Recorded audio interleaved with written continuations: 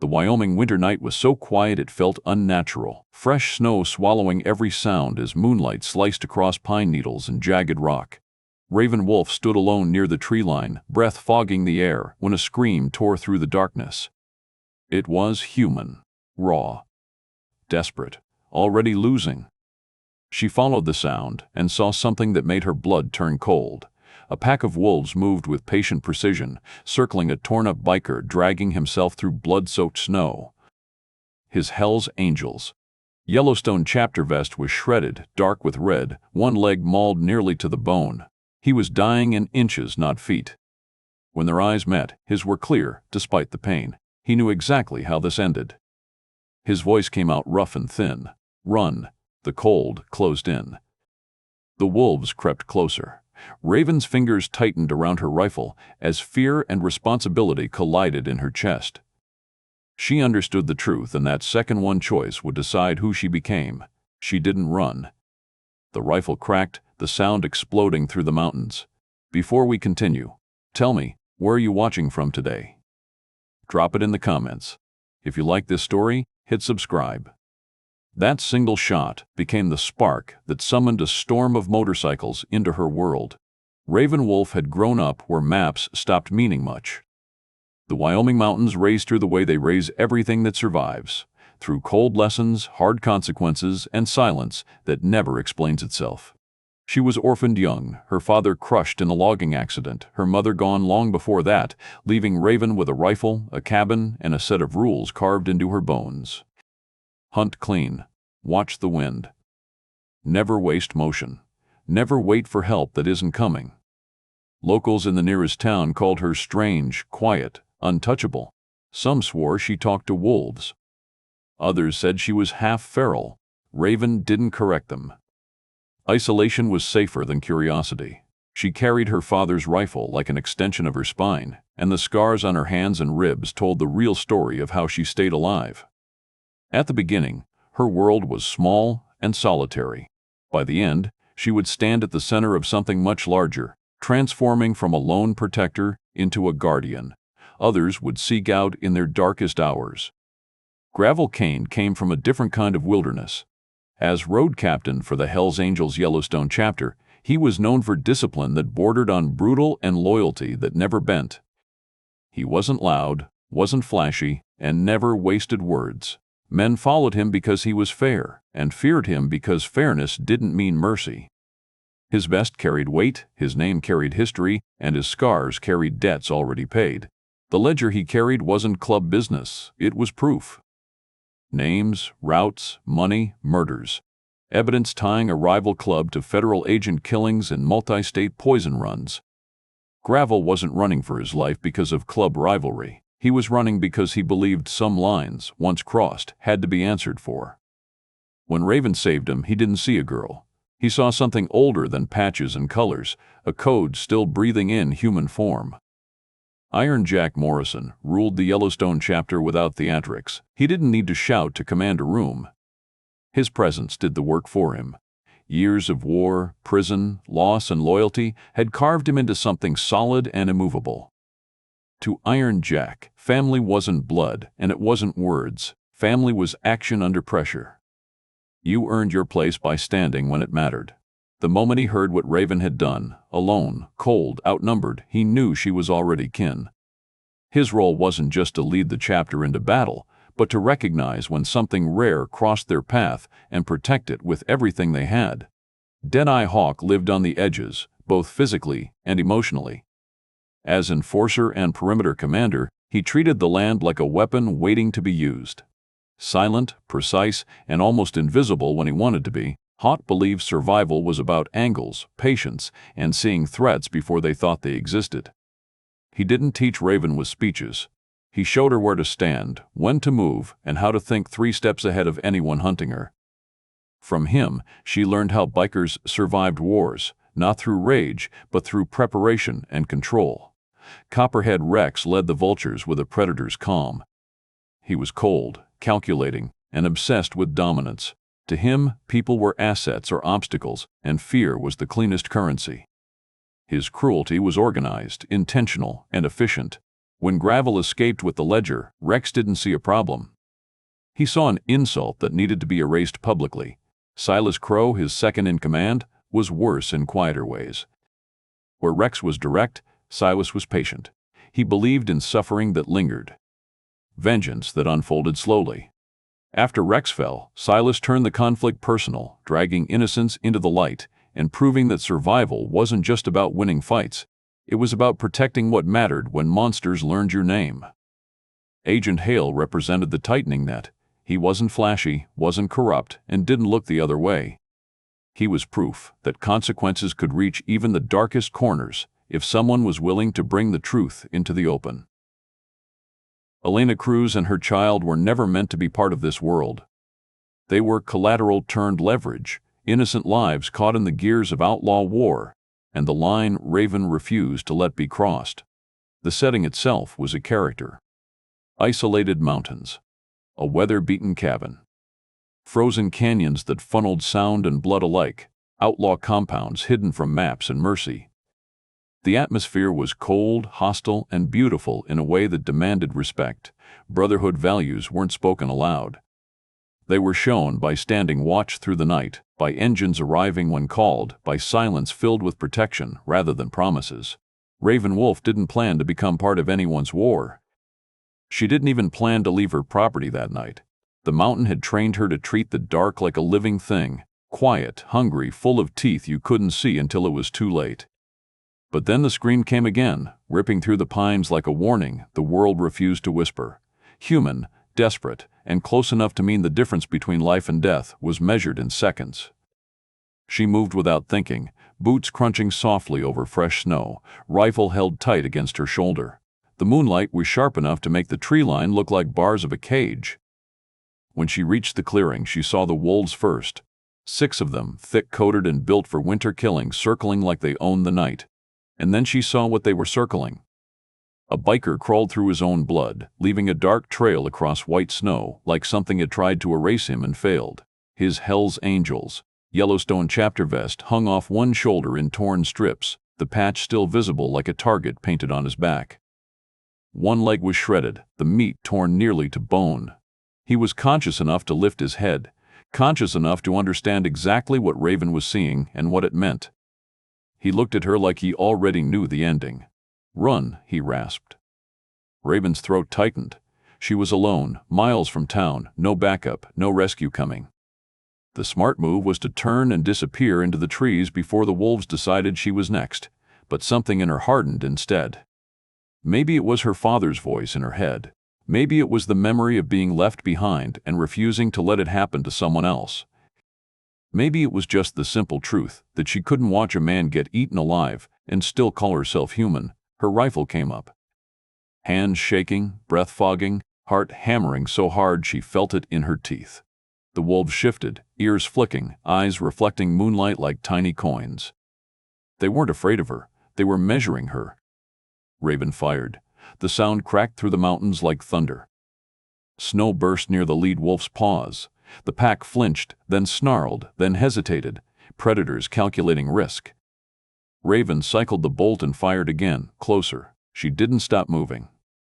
She stepped into their circle like she owned it, screaming, swinging the rifle butt when one lunged, making herself bigger than fear had any right to allow. For a second, the wolves didn't retreat because they were scared. They retreated because she was unpredictable, and unpredictability was dangerous. That bought her time. The biker tried to push himself forward, but his body betrayed him. He collapsed hard, face hitting the snow. Raven dropped to her knees beside him, and the smell hit her blood and gasoline and something metallic, like a storm about to break. His eyes fluttered, jaw clenched so tight his teeth creaked. "You're dead if you stay," he whispered. "So are you," Raven snapped back, like anger could keep him alive. She grabbed under his arms and hauled him. He was heavy, dead weight, and muscle, and every pull painted more blood across the snow. Behind them, the wolves followed at a distance, silent now, patient as famine. Raven felt their presence like pressure on the back of her neck. She didn't look back. Looking back was how people fell. The snowmobile sat near the tree line, half buried under drifted powder. Raven dragged him toward it, boots slipping, arms burning. The biker groaned, eyes rolling, his vest dragging behind him like an old flag torn in a losing battle. When she reached the machine, she fumbled for the keys with shaking hands, swearing under her breath. The wolves closed the gap. One of them lunged. Raven shoved the biker onto the seat, yanked the starter cord, and the engine roared to life in a violent burst. She gunned it forward just as jaws snapped inches from her boot. Snow sprayed. The wolves scattered, forced back by noise and speed, but they didn't vanish. Raven saw them pacing the edge of the clearing as she tore away, waiting, watching, memorizing. The ride back to her cabin was a blur of frozen wind and adrenaline. Raven drove one-handed, gripping the biker with the other so he wouldn't slide off. His blood soaked her sleeve and began to stiffen in the cold. She kept her eyes forward, scanning the tree line for movement that wasn't wolf shape. Because even then, some instinct told her wolves weren't the only predators out there tonight. At the cabin, she killed the engine, and silence rushed in so fast it made her ears ring. Getting him inside was another battle. She dragged him up the porch steps, leaving smears of red on old wood. Every time he slipped from her grip, she wanted to scream, but she didn't. She just dug deeper, found more strength, and pulled again. Inside, the air smelled like pine smoke and old memories. Raven kicked the door shut, bolted it, and turned to face the problem bleeding out on her floor. She moved fast. Her father had taught her field medicine because the wilderness didn't wait for ambulances. She boiled water, poured vodka into a chipped bowl, tore clean cloth into strips. She didn't have surgical thread, so she used fishing line. She didn't have antiseptic, so she used liquor and fire. She didn't have a tourniquet kit, so she used a belt and her own hands. When she cut his pants away and saw the damage clearly, her stomach lurched. The leg looked like it had been fed into a machine. Teeth marks. Torn flesh. Ragged edges. Raven's hands shook harder, but she forced them still. Panic wouldn't stitch anything back together. The biker came awake with a violent gasp when she poured vodka into the wound. He tried to sit up, eyes wild, reaching for something that wasn't there. Raven shoved him back down, pressing her forearm into his chest. "Stay down," she ordered. His gaze snapped to her face, and for a heartbeat she saw the man behind the blood. Hard, dangerous, not used to being helpless. His voice was rough, but it carried authority even through pain. "You shouldn't be doing this." Raven leaned closer, eyes flat. "Then stop bleeding." She stitched with brutal precision, knotting fishing line with fingers that should have belonged to a medic, not a mountain girl. He clenched his jaw until the tendons stood out, breathing like a man trying not to break. When she tightened the belt tourniquet, he made a sound that wasn't quite a scream and wasn't quite a prayer. Somewhere in the middle of it, he muttered words that didn't belong to her world. Names. A chapter. A warning. And then one word repeated like it mattered more than blood. Ledger. Raven didn't ask questions yet. She finished the work first. Once she'd wrapped his leg, checked his pulse, and forced him to drink water, she sat back on her heels, chest heaving. The room was warm compared to outside, but she still felt cold in her bones. She stood, grabbed her rifle again, and went to the window. The wolves were there, dark shapes in the trees. Eyes reflecting pale light. They didn't try to get in. They just watched, as if they were waiting for the world to shift back in their favor. Raven didn't sleep. Not for a second. By morning, the biker was alive, but drifting. His breathing was steadier, his skin still too pale. Raven finally got a clear look at his vest laid over a chair. Road Captain. Yellowstone Chapter. Name stitched in worn letters. Gravel Kane. When he woke again, more coherent, he told her the truth in pieces. He'd been chased. His bike went down. Wolves found him before help could. And men worse than wolves were still hunting. He looked at her like he was weighing whether to drag her deeper into it. "They want something I got," he said. Raven didn't blink. "The ledger." His eyes narrowed. "You heard that." "I hear everything," she answered. "Where is it?" Gravel hesitated, then nodded toward the door like the answer was outside, buried in the snow with the wreckage of his ride. He explained just enough to make the air feel heavier: rival club, the Vultures, and a ledger full of names and transactions tied to murdered federal agents. Proof. the kind of proof that ended empires and started wars. Raven felt the threat change shape. Wolves were honest. Wolves killed because they needed to. Men killed because they wanted to. She rode out to the crash site, heart tight, rifle strapped across her back. The bike lay half hidden in snow, twisted metal and shattered glass like a warning. She found the saddlebags ripped open. She found blood. She found the leather pouch with the ledger inside. And then she saw the fresh tire tracks. Not wolf tracks, not old tracks.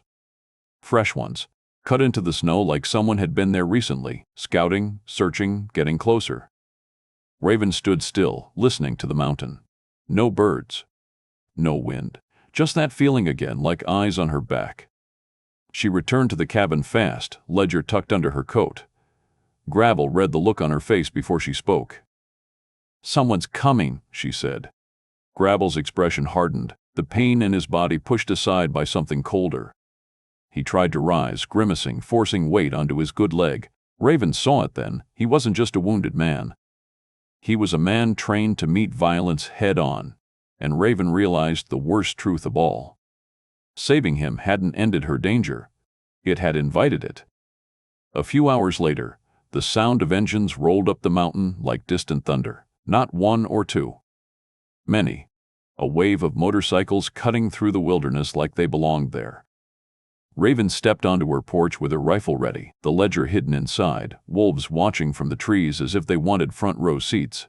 The first bike crested the ridge, then another, until the snow-filled trail was crowded with chrome and black leather. Hell's Angels, Yellowstone chapter. The air changed when they arrived, like the mountain itself recognized power. At the front rode Iron Jack Morrison, his presence as heavy as the weather. He dismounted, eyes locking on Gravel with something that looked like relief wrapped in rage. Men moved around him with discipline, forming a perimeter without being told. Iron Jack looked at Raven next, not like she was a kid. Not like she was a problem, like she was someone who'd earned his attention. Gravel's voice came out low. "She saved me. That was all it took." Iron Jack nodded once, slow and final, like a decision had been made.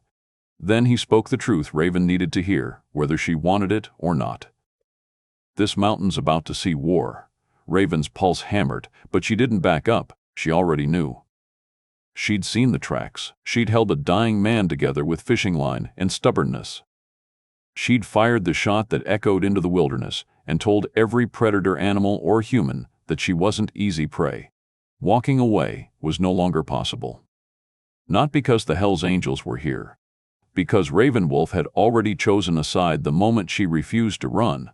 The Hells Angels didn't waste time.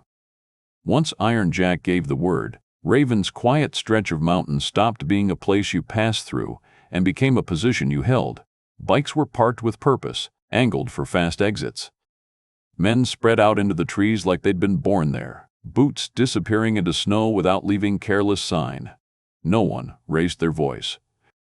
No one asked questions. This wasn't chaos. It was preparation. Raven watched from her porch, rifle resting against the railing, as her land transformed. Where there had been silence and isolation, there was now controlled movement and watchful presence. It should have terrified her. Instead, it settled something deep in her chest. For the first time since her father died, she wasn't the only one standing between the dark and her door. Deadeye Hawk took command of the high ground without ceremony. He walked the ridges above the cabin with Raven at his side, eyes scanning angles she'd never thought to measure. He showed her where snow drifted in unnatural lines, where sound carried uphill instead of down, where shadows hid men instead of wolves.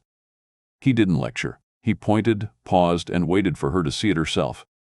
When she did, he nodded once and moved on. By nightfall, the mountain had teeth. Scouts reported movement before dawn, not close enough to engage. Just far enough to test. Copperhead Rex's people were good enough to know when they were being watched, and arrogant enough to push anyway. Raven spotted them first through her scope, dark shapes on distant tree lines. Engines killed, binoculars flashing faintly in the cold light. Men measuring territory the way wolves did, only with maps and radios instead of instinct. Gravel Kane stood beside her, leaning heavier on a crutch than he wanted to admit. His leg was bound tight, his face pale, but his eyes were sharp. He knew the signs. He knew the patience of predators who believed time favored them. "They're not rushing," he said quietly. "They think we'll crack." Raven lowered the rifle. "They don't know this mountain." Gravel looked at her then, really looked at her, and something like respect settled in his expression. "They don't know you either." As the hours passed, Raven found herself drawn closer to Gravel, not by fear but by recognition. They spoke in fragments, filling the silence between watch shifts. He told her just enough about the code he lived by, not the club rules written down, but the ones that lived in action. Don't traffic poison. Don't hurt kids. Don't hide behind colors when you're wrong. Raven told him about her father, about learning to stitch wounds on herself because no one else would. They didn't share everything. They shared what mattered. That bond tightened when Iron Jack called a quiet council inside the cabin. Maps were spread across the table, weighted down with shell casings and knives. Routes were marked. Escape paths planned. The vultures had numbers. That much was clear. If they pushed straight in, it would turn into a bloodbath that even winning wouldn't justify. Raven studied the map in silence, then reached out and tapped a narrow line running through the mountains. "There's a canyon," she said. "Dead end. High walls, one way in. No signal past the bend." The room stilled. Hawk leaned in, eyes narrowing. Iron Jack watched Raven carefully, not interrupting. Gravel closed his eyes for a second, already seeing it. "It funnels them," Raven continued. "They can't spread out. Can't flank. Everything they bring goes forward." Hawk nodded slowly. "Killing ground." Iron Jack finally spoke. "How do we get them there?" The question hung heavy. Gravel shifted his weight, jaw tightening. "They want me. Or the ledger. I'll draw them." Raven turned on him instantly. "You can barely stand." "That won't stop them from chasing," Gravel shot back. "It will stop you from surviving," she said, voice sharp. Iron Jack raised a hand, but Raven didn't slow down. The truth hit her all at once, cold and clear. The canyon plan worked only if the bait looked weak enough to tempt, strong enough to run, and valuable enough to risk everything for. She knew what that meant. "I'll do it," Raven said. Every head snapped toward her. "No," Gravel said immediately. "Absolutely not. They know my face now," she replied. "They've already marked me. I can move faster than you, and I know every back trail they don't." Iron Jack studied her like a man weighing the cost of a decision that would haunt him either way. Hawk's gaze flicked to Gravel, then back to Raven. "This isn't a game," Hawk said. "They won't hesitate." "I know," Raven answered. Her voice didn't shake. "Neither will I." The moral weight of it pressed down on the room. Survival versus sacrifice. Protect one life now, or end the threat for everyone later.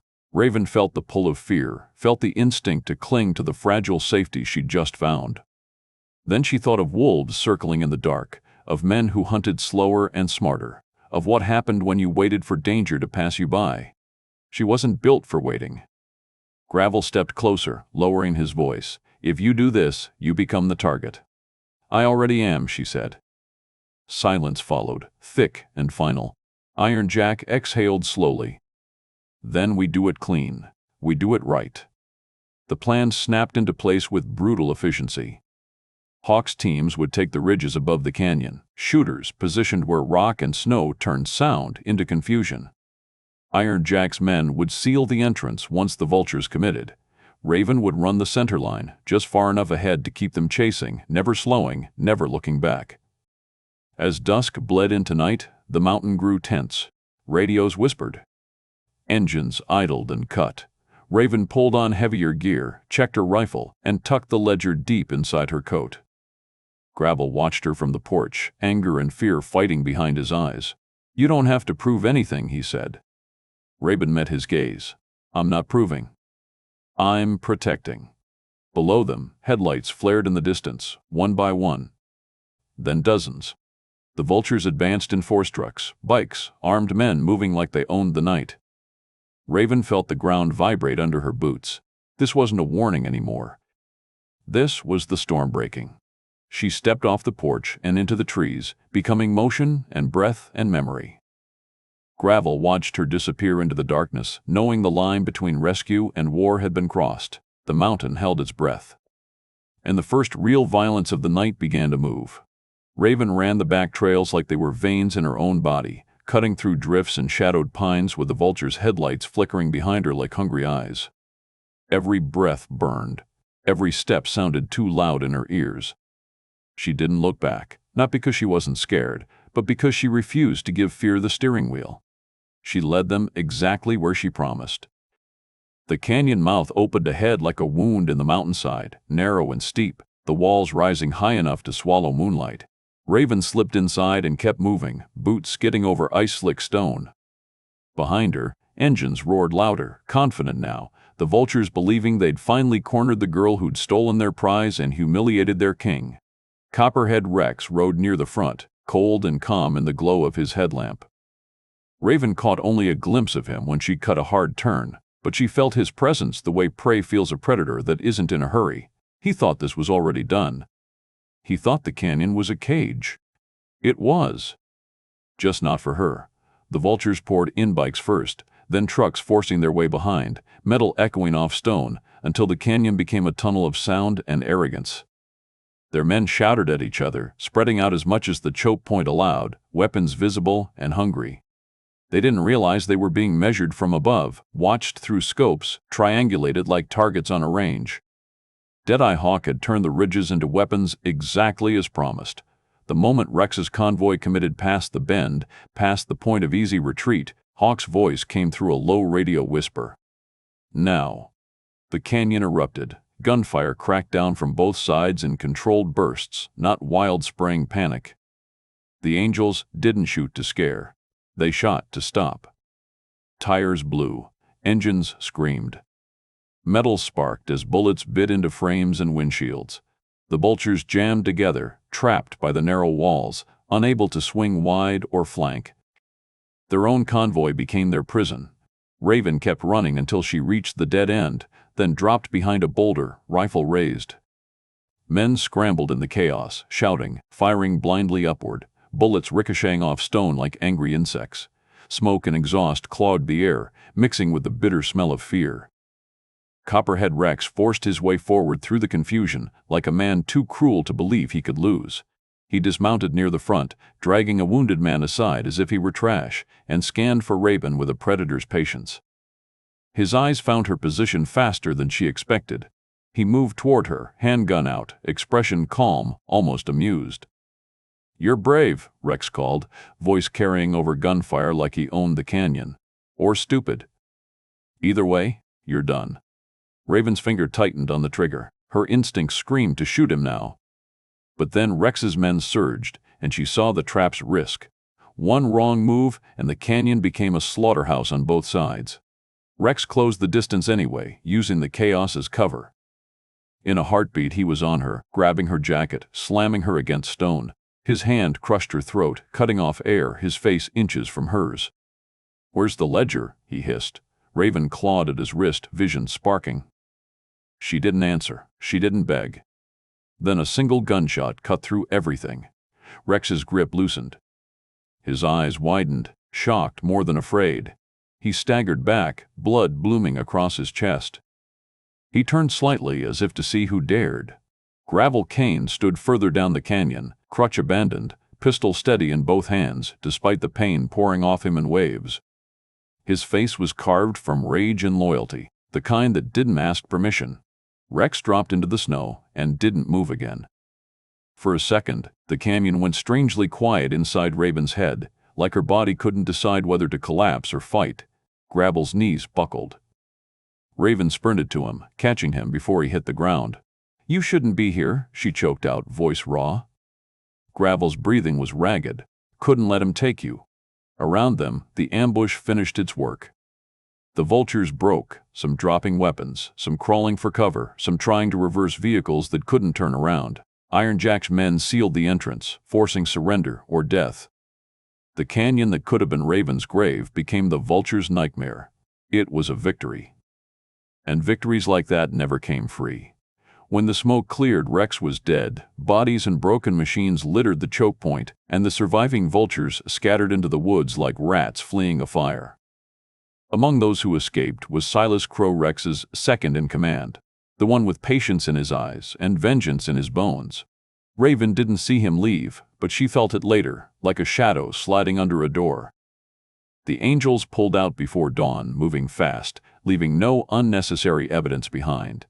The ledger was handed off through a quiet channel to Agent Hale, whose face stayed stone cold, even while his eyes carried the weight of what those pages meant. He didn't promise miracles. He promised consequences. Back at Raven's cabin, Iron Jack called the chapter together. Gravel lay on the couch, pale but alive, while Doc rewrapped his leg with hands that never shook. Raven stood near the fireplace, still wearing the same blood-stained jacket she'd worn into the canyon, her throat bruised where Rex tried to crush her. Iron Jack stepped toward her with something in his hand. A patch. Not a joke. Not a token. Not a thank you. A real mark of belonging. Raven's breath caught. "This isn't charity," Iron Jack said, voice low so only those in the room could hear.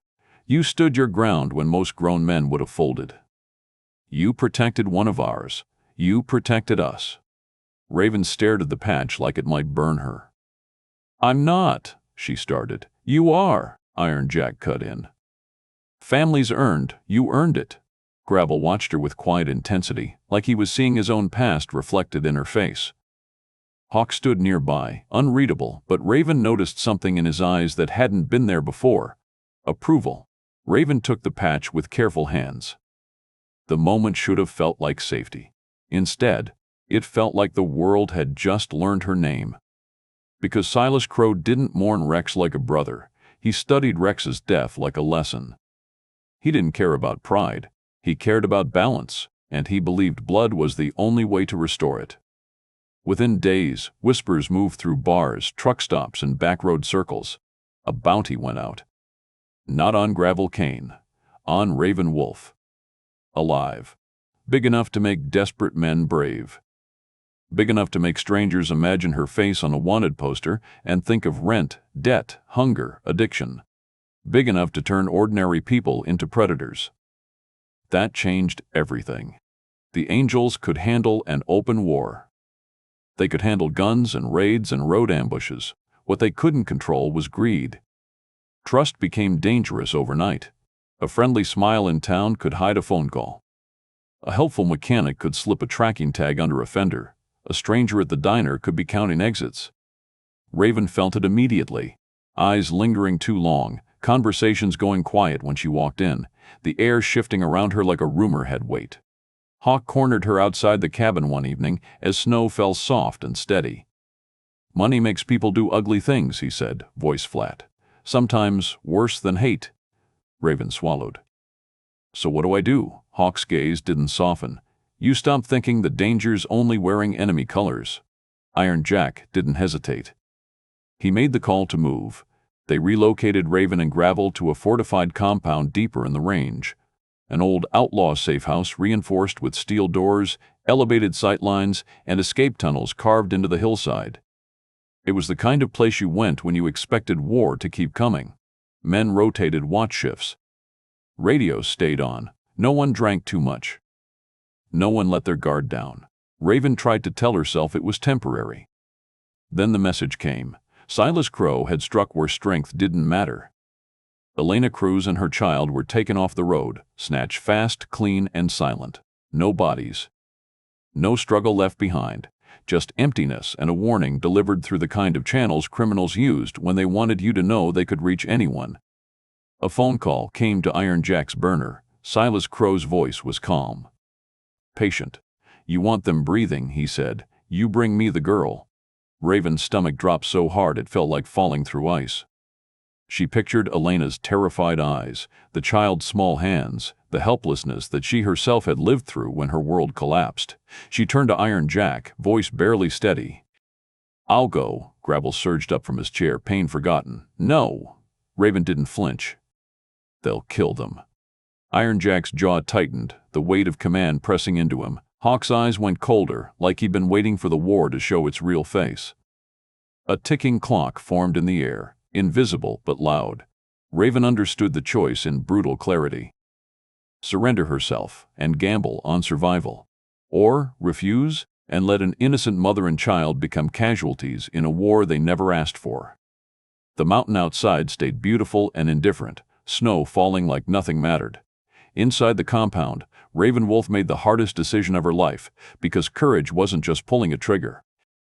Sometimes it was walking into the dark on purpose so someone else didn't have to. The abandoned warehouse squatted at the edge of the industrial flats like a forgotten scar, its windows blacked out, its metal skin rusted and flaking under weak security lights. Wind pushed trash across cracked pavement, the sound echoing too loud in the emptiness. It was the kind of place people disappeared in, the kind of place no one came looking afterward. Raven Wolf arrived alone. She walked past the chained gate with her hands visible, jacket open, no rifle, no knife, no hidden steel. Every instinct she had screamed at her to turn around, to fight this differently, but she forced herself forward step by step. Fear rode her spine, cold and sharp, but her face stayed calm. If she showed weakness now, Silas Crow would feed on it. Inside, the warehouse smelled like oil, mold, and old violence. Footsteps echoed from somewhere above. A single light flicked on, harsh and white, illuminating the center of the floor. Silas Crow stepped into it like he'd been waiting for applause. He smiled when he saw her. "You came," he said, voice smooth, almost pleased. "I was starting to think you weren't as brave as everyone says." Raven didn't answer. Her eyes went past him, searching shadows, corners, doorways. Then she saw them. Elena Cruz was bound to a chair near a stack of crates, her face bruised, fear etched deep into her expression. Her child was clutched against her chest, trembling but alive. Relief hit Raven so hard it nearly dropped her to her knees. She forced it down. "Not yet." Silas noticed the shift in her eyes and laughed softly. "Still breathing," he said. "You're welcome. You said you'd let them go," Raven replied, voice steady. Silas circled her slowly, boots scraping concrete. "I said I'd consider it." "Big difference." He stopped inches from her, tilting his head. "You really did some damage, you know that?" Rex thought he was untouchable. Now he's rotting in a canyon. "You chose this," Raven said. Silas's smile thinned. "No. You chose it when you pulled that trigger in the snow." Above them, unseen and unheard, Deadeye Hawk's team moved. They came through forgotten drainage tunnels beneath the warehouse, boots silent, weapons ready. Hawk led from the front, eyes cold, counting breaths between steps. He didn't rush. He waited for the exact second when everything would break. Silas leaned closer to Raven. "Here's how this ends. I make an example of you." Slowly. "People remember that." He gestured casually toward Elena and the child. "Whether they walk out depends on my mood." Raven's hands curled into fists. "I'm right here," she said. "Let them go." Silas's expression hardened. "You don't make demands." The gunfire started like thunder, tearing the roof open. Shots ripped through crates and walls as Hawk's team surged from the shadows, weapons barking in disciplined bursts. Men shouted. Glass exploded. The warehouse became chaos in a heartbeat. Silas swore and spun, drawing his pistol as bullets tore through the air. Raven moved without thinking. She ran for Elena and the child as the first bodies hit the floor. Concrete chipped around her feet. A bullet punched through a crate inches from her head. She slammed into Elena's chair, ripping at the bindings with raw strength, putting her own body between the woman, the child, and the gunfire. "Stay down," Raven shouted. Elena sobbed, clutching her child as Raven dragged them behind cover. Hawk's men advanced, methodical and relentless, but Silas was smarter than Rex. He didn't stand and fight. He hunted opportunity. He found it in Raven. A hand grabbed her from behind, iron strong, yanking her upright. Cold steel pressed against her temple. The world narrowed to breath and heartbeat. "Everybody freeze," Silas snarled. The gunfire faltered. Hawk's men halted mid-motion, weapons trained but unable to fire without killing Raven. Silas dragged her backward into the open, using her as a shield. His arm locked around her throat, cutting off air just enough to remind her how fragile it was. His pistol pressed harder against her skull. "Drop them," he ordered. Or, I paint the floor with her. Raven's vision blurred at the edges. She fought for breath, fingers digging into Silas's arm, but he was stronger, fueled by desperation and hate. She could feel his pulse pounding, fast and angry. Then she heard boots. Heavy. Uneven. Gravel Kane stepped into the light. He shouldn't have been there. His leg was still injured, his face drawn tight with pain, but his eyes were locked on Silas with absolute focus. He held a pistol in both hands, arms steady through sheer will. "Let her go," Gravel said. Silas laughed, breath hot against Raven's ear. "Look at you, still playing hero. You think I won't pull this trigger?" Gravel didn't blink. "I think you already lost."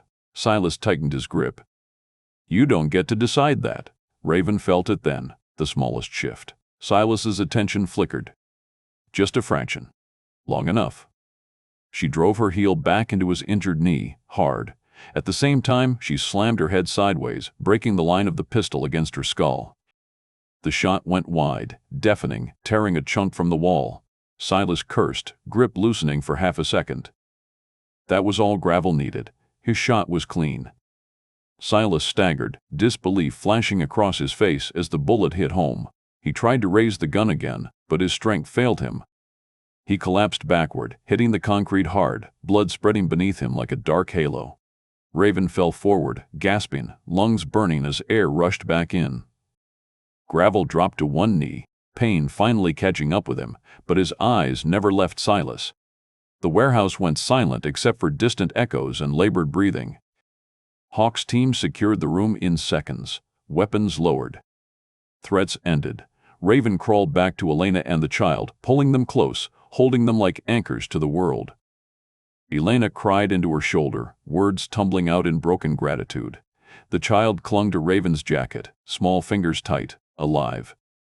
Gravel limped toward them, every step costing him. He stopped a few feet away, looking at Raven like he needed to see her standing to believe it was real. "It's over," he said quietly. Raven met his gaze, throat bruised, eyes wet but fierce. "They're safe." Sirens wailed faintly in the distance, Agent Hale's world closing in at last, slow but inevitable. Silas Crow lay motionless on the floor, the cost of his choices written in blood. Justice hadn't come cheap. It never did.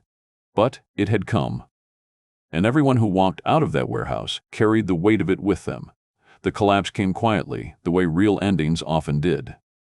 There were no speeches, no celebrations splashed across screens, just doors kicked in before dawn, handcuffs snapping shut, and men who once believed themselves untouchable staring at concrete floors while agents read their names off a list pulled straight from Gravel Kane's ledger. The vultures didn't fall in a single night, but they never stood again. Routes were seized. Accounts frozen. Warrants stacked on warrants. The Empire Copperhead Rex, built on fear and poison, was dismantled piece by piece until nothing remained but empty clubhouses and men who finally understood consequences. Elena Cruz and her child vanished from the public eye as soon as it was over.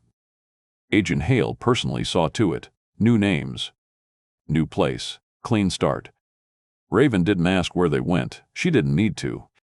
The last time she saw Elena, the woman took Raven's hands and held them like they were something sacred, whispering thanks through tears that carried more weight than any metal. The child hugged Raven's leg without understanding why, only knowing this was the woman who stood in front of bullets so she could keep breathing. That was enough. When the dust settled, Raven went back to the mountains. The road up felt different. The trees were the same. The snow still creaked under her boots. The wind still cut sharp and clean. But Raven Wolf wasn't the same person who had once lived there alone with only a rifle and memory for company. She moved with the quiet confidence of someone who had seen how wide the world really was and chosen her place in it anyway. Her cabin barely resembled what it once had.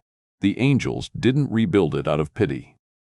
They rebuilt it because they believed in what it had become. Walls were reinforced. Windows replaced with stronger glass. A larger table was built at the center, scarred and solid, meant for more than one plate. Bunks were added. A wood stove big enough to heat more than one cold body was installed. Every nail driven, every beam set, carried intention. Gravel watched it happen from a chair on the porch, his leg healing slow but sure. He said little, but his eyes followed Raven constantly, not like a man guarding something fragile, but like someone witnessing the birth of a future he hadn't known how to imagine before. It was Gravel who carved the sign. He worked on it alone, hands steady, movements careful. When he was done, he mounted it at the edge of the property where the trail bent toward the cabin. The letters were rough but honest, cut deep enough to last. Wolf's Rest. Raven stood there for a long time staring at it, chest tight, understanding the weight of the name. This wasn't a hideout. It wasn't a fortress. It was a promise. The first to arrive came quietly. A veteran who didn't sleep anymore, eyes hollow, hands always shaking. Raven gave him a bed, a meal, and silence. No questions. No expectations. Just space to breathe. Then another came. And another. A woman running from hands that had taught her fear. A man who couldn't forgive himself for surviving when others didn't. They came broken, cautious, expecting judgment or debt. They found neither. Raven didn't preach. She didn't patch them. She didn't ask them to swear loyalty. She stood watch. She cooked when they were too tired. She listened when they were ready. She enforced one rule, and one rule only. No one hurt anyone here. That was enough. Word spread the way it always did in the margins of society. Not fast. Not loud, just steady. Wolf's Rest became a place people whispered about with hope instead of fear. A place where engines pulled in slow, respectful. A place where no one asked what you'd done before you arrived, only whether you were willing to leave it behind. Iron Jack rode up one morning with a small group, engines cutting clean through the cold air. He stood beside Raven at the gate, looking out over the cabin, the fire smoke rising, the quiet movement of people rebuilding themselves. "You built something we can't order into existence," he said. Raven shook her head. "I didn't build it alone." Iron Jack smiled faintly. "No, but you showed us what it could be." Gravel joined them, leaning on his cane, eyes soft with something like peace. "This is how it keeps going," he said. "Not just riding. Not just fighting. This." Raven looked at the mountains, at the path leading down into the world, at the sign bearing the name she never knew she'd earn. She understood then that she wasn't just a fighter who survived a war. She was a guardian. A constant. Someone who stayed. As winter deepened, the angels kept coming back, not for protection. For family dinners. For quiet nights. For proof that the code they believed in could grow into something more than survival. A legacy had taken root in the cold Wyoming soil. And Raven Wolf stood at its center, not alone anymore, ready to welcome whoever needed rest when the world grew too heavy to carry by themselves. Raven Wolf learned what the mountains had been trying to teach her all along. Strength was never about standing alone against the cold with clenched teeth and a loaded rifle. Real strength came from knowing when to let others stand beside you, when to accept help without surrendering who you were. Isolation could keep you alive, but it could never make you whole. The brotherhood she found wasn't inherited, wasn't signed into blood at birth. It was chosen in moments where fear and loyalty collided, where people showed up not because they had to, but because they decided to. Family, she learned, was built through action under pressure, not shared names or quiet promises. Violence, when stripped of ego and guided by honor, became a shield instead of a weapon of cruelty. It wasn't about dominance or pride. It was about drawing a line that said the innocent would not be fed to predators, whether those predators wore fur or human faces. Redemption didn't come from revenge. It came from service, from protecting instead of destroying, from turning pain into shelter for others who carried their own scars. Appearances had lied to her once. Bikers weren't just chaos and danger. They were healers in their own rough way, builders of refuge when the world failed. In the end, a lone mountain girl and a wounded outlaw proved that family isn't found. It's forged. The mountains fell quiet again, snow drifting down like it always had, but nothing there was the same. Wolves still hunted. Winters still tested the weak, yet one truth remained: no one was meant to face the cold alone. Courage wasn't the absence of fear. It was the choice to stand when running would be easier, to stand together when standing alone promised safety. If this story moved you, tell me where you're watching from in the comments. If you believe in brotherhood, honor, and protecting the innocent, hit like and subscribe. And ask yourself this: when the wolves come, who would you protect? Engines roll in the distance, echoing through the mountains as the night closes in.